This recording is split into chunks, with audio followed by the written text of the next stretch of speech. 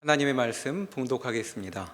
마태복음 25장 34절에서 40절까지의 말씀입니다.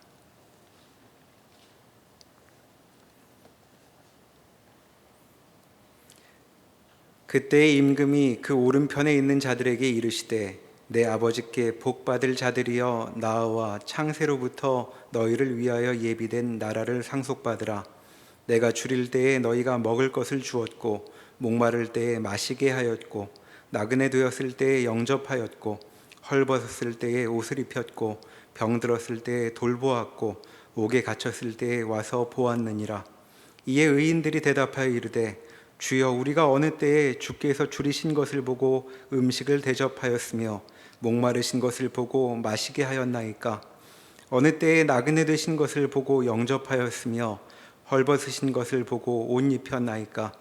어느 때에 병드신 것이나 옥에 갇히신 것을 보고 가서 배웠나이까 하리니 임금이 대답하여 이르시되 내가 진실로 너희에게 이르노니 너희가 여기 내 형제 중에 지극히 작은 자 하나에게 한 것이 곧 내게 한 것이니라 하시고 아멘.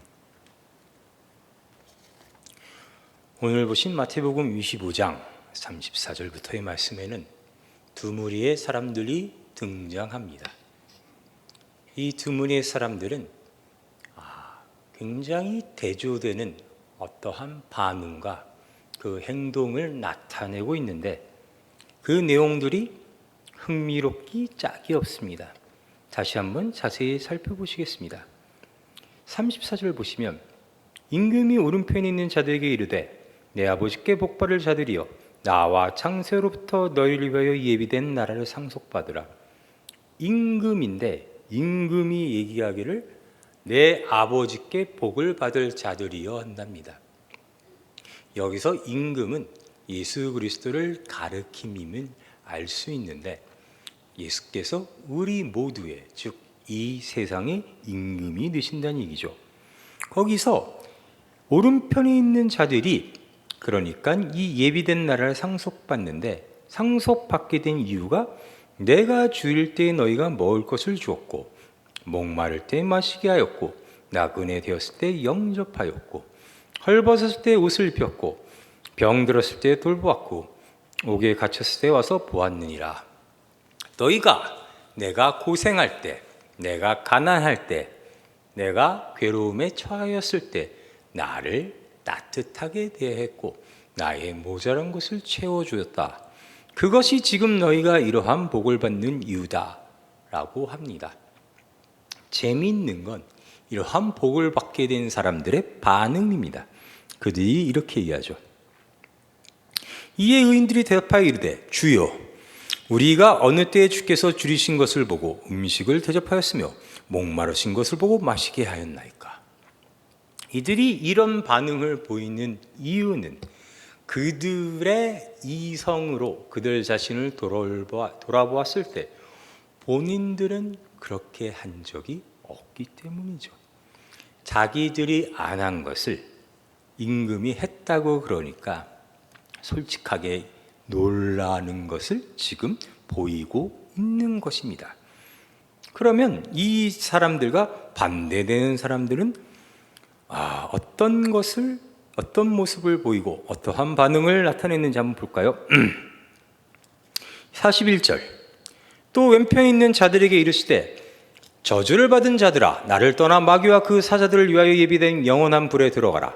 내가 줄일 때에 너희가 먹을 것을 주지 아니하였고 목마를 때에 마시게 하지 아니하였고 나그네 되었을 때 영접하지 아니하였고 헐벗을 때에 옷 입히지 아니하였고 병들었을 때와 옥에 갇혔을 때에 돌보지 아니하였나니라 하시니 그들도 대답하여 이르되 주여 우리가 어느 때에 주께서 줄이신 것이나 목마르신 것이나 나그네 되신 것이나 헐벗으신 것이나 병드신 것이나 옥에 갇히신 것을 보고 공양하지 아니하더이까?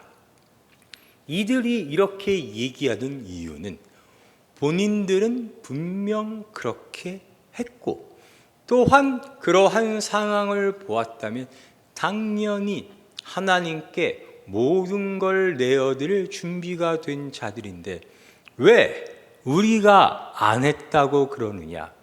억울하다. 라는 반응이죠. 복을 받은 자들은 하지 않았는데 했다고 해서 복을 받고, 지금 저주받는 자들은 그렇게 안 하지 않았는데 안 했다고 저주를 받는 겁니다.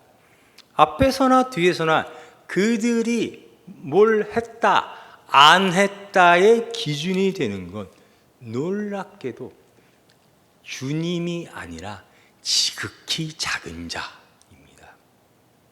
니들이 지극히 작은 자를 대접했으면 그것은 나를 대접한 것이요, 니들이 지극히 작은 자를 대접하지 아니하였으면 그것은 나를 대접하지 아니한 것이다 라고 얘기하시는 것이죠. 기술적 이유를 살펴봅시다. 예수님께서는 왜 이 작은 자를 예수님 당신과 동일시 하시는 것일까요? 우리는 성경을 통하여 예수 그리스도께서 십자가에 달리시고 다시 부활하신 사건이 우리로 하여금 하나님으로부터 새로운 생명으로 태어난 창조인 것을 배웠습니다. 그로 인해 우리는 예수를 새로운 아담으로 하는 새로운 인류가 되었음을 이제 압니다. 새로운 인류의 특징은 이제 그들이 더 이상 혼자가 아니요, 그들이 합하여 몸인 교회를 이루고 그 교회가 다시 머리인 예수 그리스도와 함께 하나가 되는 그러한 정체성을 가지게 되었다는 사실을 배웠습니다. 다시 말해 하나님을 믿는 자들은 그 어떤 자라도 한 명도 남김없이 그 안에 하나님이 거하시고 하나님과 한 몸이 된 지체가 되었기 때문에 이제 그는, 다시 설명드리지만, 기술적으로 하나님이 받는 대접에 동참하게 되었습니다. 기술적으로 그 어떤 사람도, 그렇게 하나님이 거하는 그 어떤 사람도 만약에 부대접을 받거나 무시를 당하거나 어떤 차별을 당한다면 그 모든 것은 이제 하나님도 같이 받으시는 것이 되었기 때문에 설교를 빨리 끝내라는 사인일까요? 한마디 한마디 할수록 계속 무슨 물건이 하나씩 떨어져서 더 이상 이야기를 진행하는 게 두렵습니다. 다시 얘기로 돌아가자면 하나님께서는 이제 그것을 하나님 당신이 받으시는 것으로 만드셨기 때문에 지극히 작은 자와 하나님이 이제는 같은 뭐라 그럴까요? 대상으로 여김이 되었습니다. 이게 기술적인 설명입니다. 그래, 성경이 그렇게 얘기했으니 작은 자를 대접해야지. 역시 우리가 믿는 기독교는 참 놀랍고도 고귀하고 숭고해. 이렇게 힘이 없고 약한 자들까지 대접하라고 하니 라고 넘어가는 것도 제 개인적으로는 큰 문제가 없다고 여겨지지만 실상 성경은 그 얘기를 하고 싶어서 우리에게 이런 얘기를 전하고 있는 것이 아닙니다. 우리는 이 얘기를 들으면 다음과 같은 질문으로 이어져야 합니다. 그 질문은 이런 거죠. 아니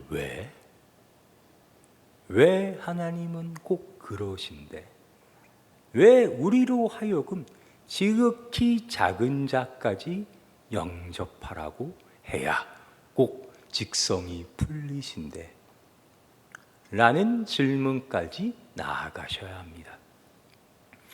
예수님의 공생애를 통하여 예수님은 지극히 작은 자로서 자주 어린아이를 언급하곤 하셨습니다. 어린아이같이 되지 아니하니연 누구라도 이 어린아이 하나를 대접하면 그를 대우하면, 이렇게 자주 이야기를 하셨습니다. 그러나 여기서 말하는 지극히 작은 자란 세상에 힘이 없고 어디 기댈 곳 없고 나약한 자들만을 의미하는 게 아닙니다. 예수님께서는 그러한 어린아이나 어떤 힘없는 사람들만 대하신 게 아니라 사회적으로 지탄받고 누구나 도덕적으로나 윤리적으로나 문제가 있다고 하여 멀리하는 사람들과도 가까이 하셨습니다. 그런 대표적인 사람으로 등장하는 인물들이 세리, 이방인들, 사마리아 사람들이 나오죠. 그래서 그런 예수 그리스도를 보고 바리새인들은 제자를 향해 힐문했습니다. 야, 너희 스승은 왜 맨날 죄인들하고 가까이 하냐? 따져 물어봅시다. 왜 하나님은 그런 사람들, 그런 사회적으로 지탄받고 윤리 도덕적으로 문제가 많아서 그들을 멀리하고 싶어하는 우리에게 그들을 영접하고 대접하라고 하시는 걸까요? 이 이야기의 시작은 사실 성경을 거슬러 오래전부터 등장하고 있었습니다. 이사야 11장에 가보시면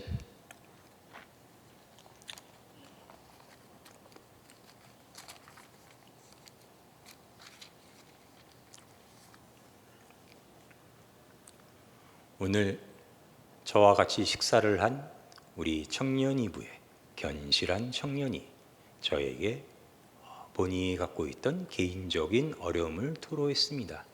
성경을 찾는데 시간이 오래 걸릴 수밖에 없다 하더군요. 그래서 여러분께 충분한 시간을 드리겠습니다. 이사야 11장 1절, 구약성경 981페이지입니다. 다 찾으셨으면 저를 봐주시기 바랍니다. 네, 다 찾으셨군요. 이사야 11장.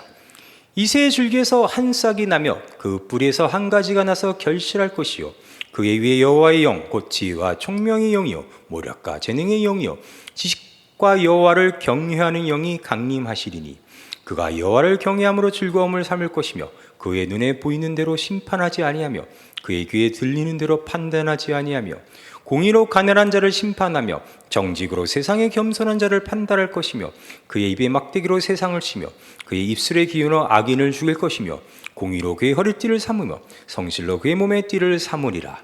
그때에 이리가 어린 양과 함께 살며 표범이 어린 염소와 함께 누우며 송아지 어린 사자와 살찐 짐승이 함께 있어 어린 아이에게 끌리며 암소와 곰이 함께 먹으며 그것들의 새끼가 함께 엎드리며 사자가 소처럼 풀을 먹을 것이며 젖 먹는 아이가 독사의 구멍에서 장난하며 젖된 어린아이가 독사의 굴에 손을 넣을 것이라. 내 거룩한 산 모든 곳에도 해됨도 없고 상함도 없을 것이니 이는 물이 바다를 덮은 같이 여호와를 아는 지식이 세상에 충만할 것임이니라. 여호와를 아는 지식이 물이 바다를 덮은 같이 세상을 충만할 것이니라. 여호와를 아는 지식이 이 세상에 충만하게 될 것이다. 여호와를 아는 지식이란 무엇일까요?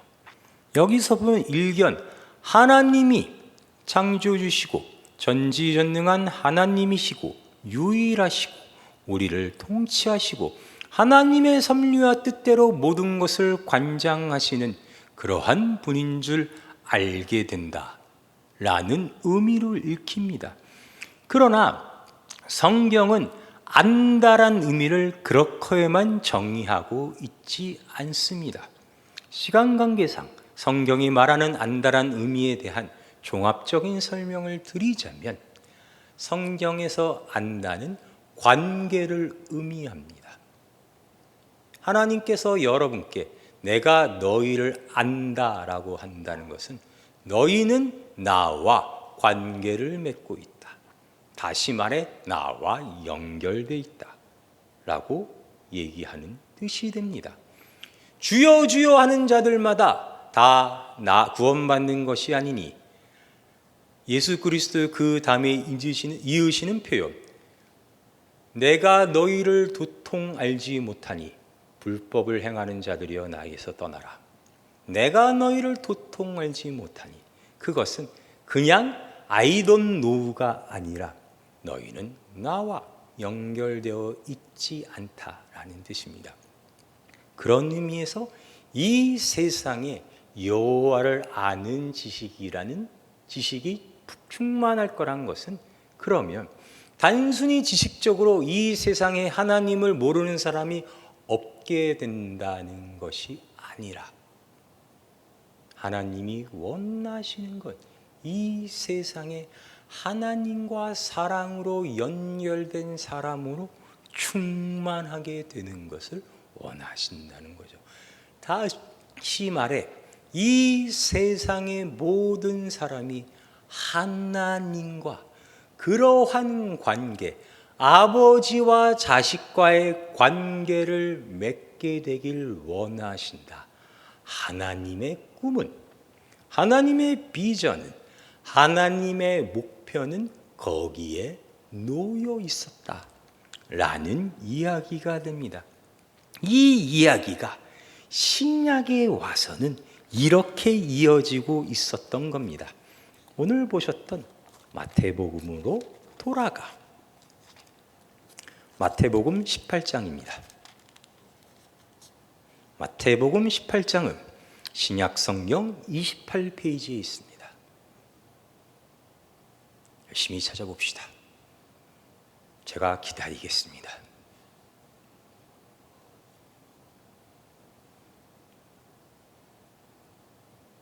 네, 다 찾으셨으면 저를 봐주십시오. 네, 마태복음 18장 1절입니다. 그때 제자들이 예수께 나와 이르되 천국에서는 누가 크나이까? 예수께서 한 어린아이를 불러 그들 가운데 세우시고 이르시되 진실로 너희에게 이르노니 너희가 돌이켜 어린아이들과 같이 되지 아니하면 결탄코 천국에 들어가지 못하리라. 그러므로 누구든지 이 어린 너희와 같이 자기를 낮추는 사람이 천국에서 큰 자니라.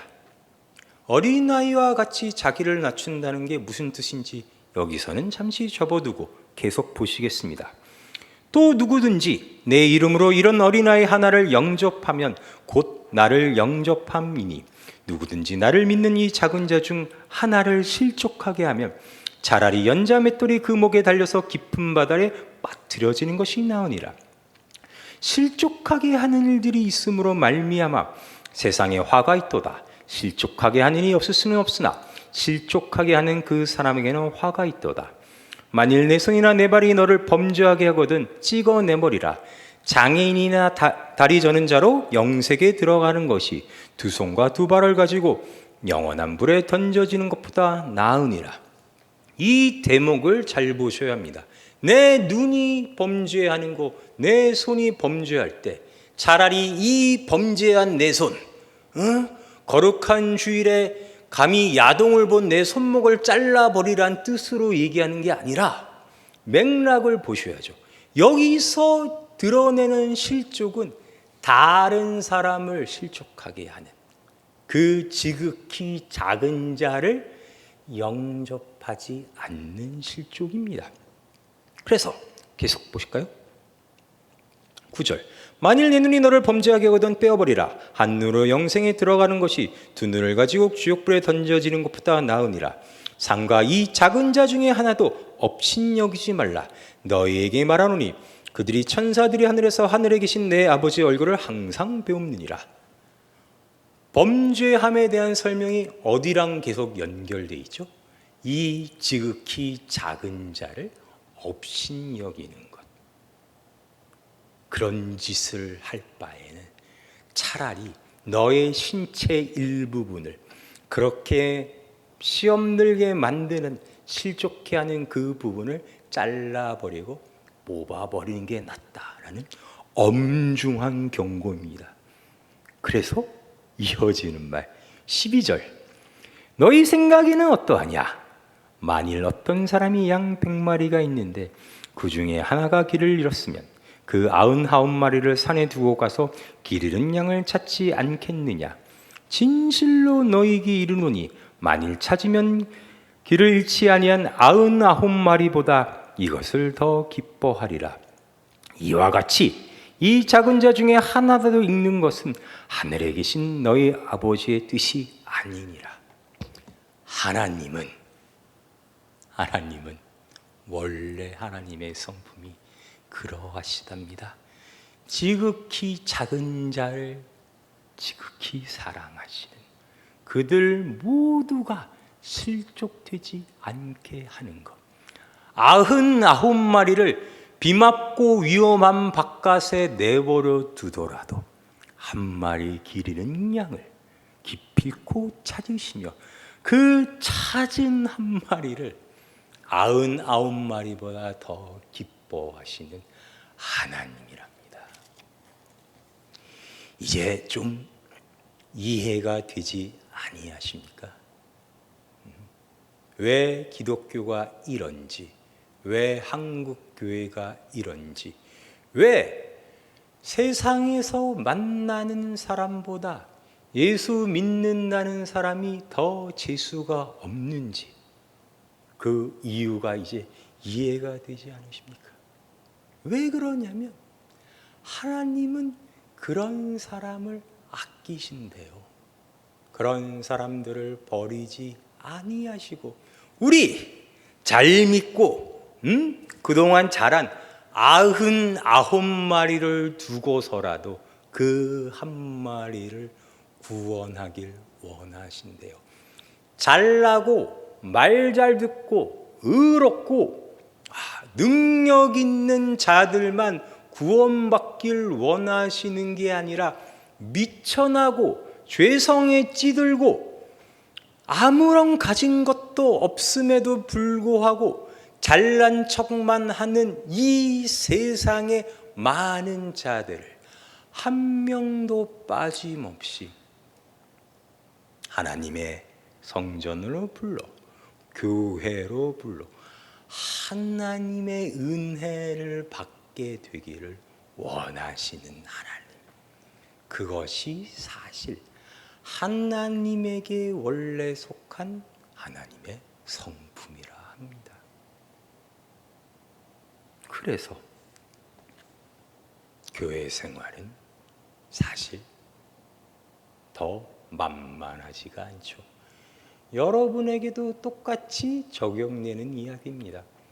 여러분이 속한 청년 부서에, 여러분이 봉사하시는 부서에, 아니 여러분이 모이는 이 예배 장소에 이처럼 지극히 작은 자들, 지극히 세상적 기준으로 결격 사유가 많고 성격이 모나고 정말 못생겼는데 불구하고 나를 외모로 비하하는 그런 자들을 우리는 영접해야만 합니다. 대우해야만 하고 그들 앞에 우리는 낮아지고 겸손해야 합니다. 억울하죠. 예수 먼저 믿은 게 죄인가요? 교회 생활 잘하고 하나님께 순종하고 율법을 지키려 한 게 그럼 죄인가요? 너무나도 뭐라 그럴까요? 암울하지 않습니까? 근데 사실 여기에는 이러한 깊은 비밀이 숨겨 있어 있습니다. 빌립보서 2장.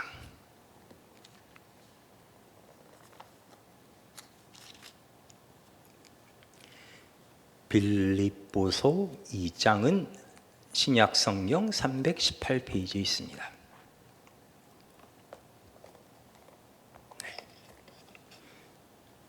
빌립보서 2장 1절부터 다 찾으신 줄 알고 읽겠습니다.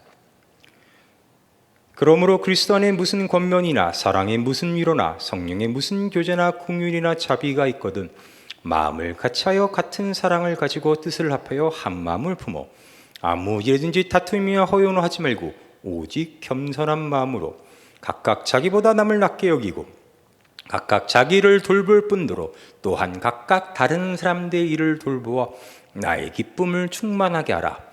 너희 안에 이 마음을 품으라. 곧 그리스도 예수의 마음이니 그는 근본 하나님의 본체시나 하나님과 동등됨을 취할 것으로 여기지 아니하시고 오히려 자기를 비워 종의 형체를 가지사 사람들과 같이 되셨고 사람의 모양으로 나타나사 자기를 낮추시고 죽기까지 복종하셨으니 곧 십자가의 죽으심으로 이러므로 하나님이 그를 지극히 높여 모든 이름 위에 뛰어난 이름을 주사 하늘에 있는 자들과 땅에 있는 자들과 땅 안에 있는 자들로 모든 무릎을 예수 이름에 꿇게 하시고 모든 입으로 예수 그리스도를 주라 시인하여 하나님 아버지께 영광을 돌리게 하셨느니라.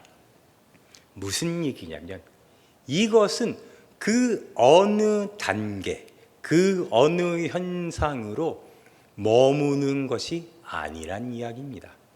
우리 모두는 한때 하나님을 모르고 하나님과 대적하고 그것이 잘난 것인 줄 알고 우리의 뜻대로만 이 세상을 살다 지옥에 가는 것을 택한 그러한 무리였습니다. 세상의 기준으로 봤을 때 그리고 성경의 기준으로 봤을 때 우리가 바로 다 그 지극히 작은 자, 누가 봐도 태생적인 죄인이었습니다.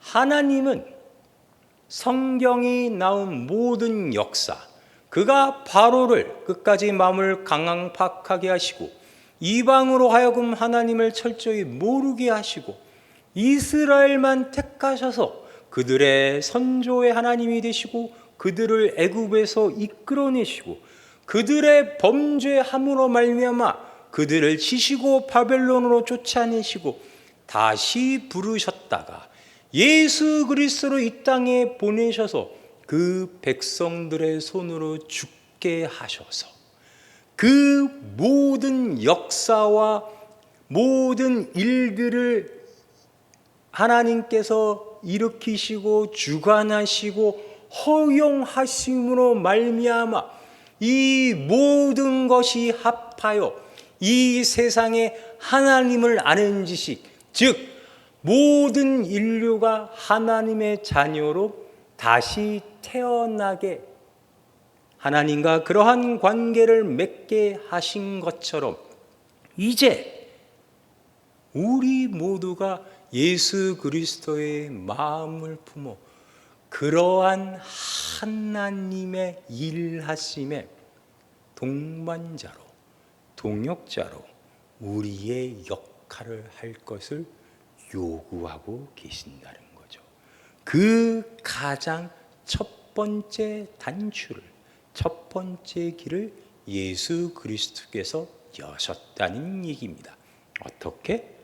하나님의 본체이시지만 본체가 아니라 지극히 낮아지심으로 우리와 같은 종의 형체까지 낮아지셔서 우리를 섬기심으로 말미암아 말이죠. 여러분도 하나님을 처음 알게 되고 처음 회심하는 단계에서 우리가 지극히 낮은 자로 하나님을 잘 모르고 살았던 옛사람의 모습과 큰 차이 없이 그런 모습으로 교회에 오게 되는 것, 신앙생활을 하게 되는 것 지극히 너무나도 당연합니다. 그럴 때는 그 시절에는 우리가 듣는 말마따나 그래, 아직 잘 모르고 모든 게 낯설고 어렵고 힘들 텐데 교회에 나오는 게 어디야? 청년부에 나와서 같이 우리와 시간을 보내는 게 어디야? 라는 인정을 받는 시기가 분명히 있습니다. 그러나 그 시기는 그 다음 시기로 가기 위한 과정이 되어야 합니다. 언제나 여러분 그 시기에 머무를 수 없습니다. 여러분이 평생 유치원생이 될 수 없고 평생 초등학생이 될 수 없는 것처럼 교회에 나오는 게 어디야? 의 수준에 있었다면 이제 그 다음 수준으로, 그 다음 과정으로 점점점 나아가셔야죠. 어떻게? 방금 얘기한 이제 막 교회로 와서 교회에 나오는 게 어디야? 라고 얘기할 그 아직 지극히 작은 자와 지극히 아직 하나님에 대해 잘 모르는 자들을 같이 영접하고 그들을 사랑으로 섬기며 여러분이 그들의 신앙의 모범과 귀감이 되는 그런 자리로 나아가셔야 합니다. 치사하게 여기 있는 목사님들에게만 다 떠넘기고 여러분은 늘 유치원생만 할 수 없습니다. 여러분이 이제 청년이면 여러분은 고등부가 아니고 여러분은 중등부가 아니고 여러분은 초등부가 아닌 것처럼 청년 때 해야 할 여러분의 역할이 있겠죠. 그것을 무럭무럭 잘하는 겁니다. 교회에 나오셔서 하나씩 천천히 조금씩이라도 나아지시고 잘하시고 성장하시기 바랍니다. 여러분의 성장과 함께 이 땅에 하나님을 아는 지식은 더욱더 충만해져 나갈 겁니다. 기도하시겠습니다.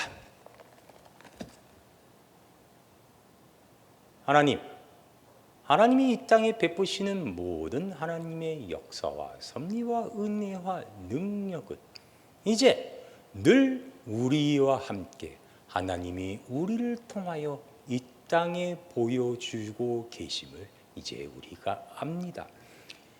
하나님이 이 땅에 베푸시는 하나님의 가장 큰 복은 바로 이제 하나님의 자녀인 우리의 존재이며 우리가 이 땅에 살아감이며 우리가 이 땅에 내뿜는 하나님의 향기이며 우리가 이 땅에 보이는 하나님의 형상이 되었음을 이제 우리가 합니다.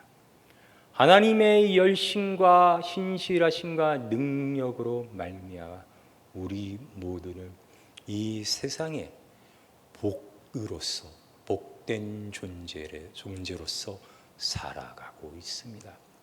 그러한 우리의 위치와 우리의 존재를 알게 하시고 우리가 절대로 하찮거나 어리석거나 망해가는 사람들이 아니요 우리는 모든 일에 있어서 생명에 붙들린 넉넉히 이기는 존재임을 알게 하시고 하나님께서 우리에게 베푸시는 이 청년으로서 인생을 충만히 넉넉히 이기면서 살아갈 수 있도록 주께서 인도하여 주시옵소서. 예수님의 이름으로 기도하였습니다.